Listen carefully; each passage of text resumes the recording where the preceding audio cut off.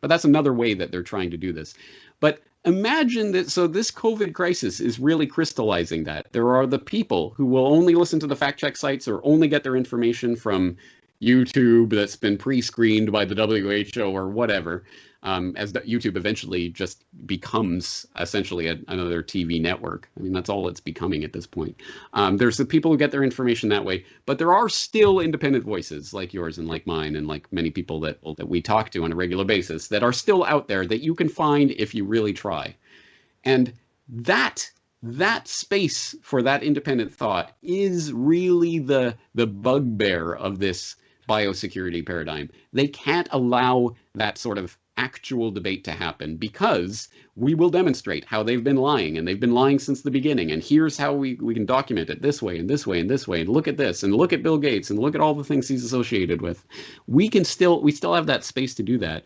And I think they're really trying to completely squelch that out, because that once they get rid of that, then almost everyone will eventually give in, because it really is a question of what you were hearing and what you were seeing. And this particular crisis is the perfect example of that.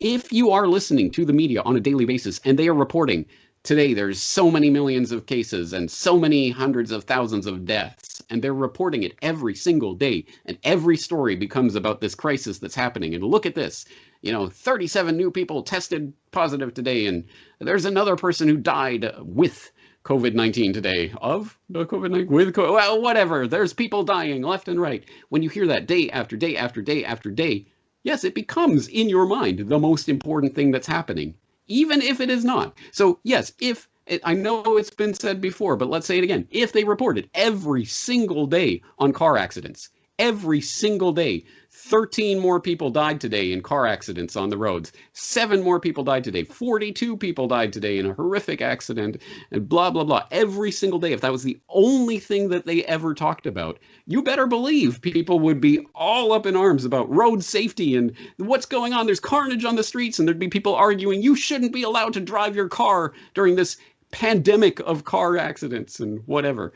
It is all about perception management, and this is the perfect example of that. And I think so this is a test of compliance of the general population. Will they go along with the narrative? Will they lock down? Will they defy their own common sense in telling people you are guilty of murder if you step outside of your house, unless it's for an approved cause?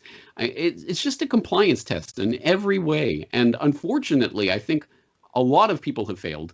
But as we said, there's so many people who are starting to wake up to this right now.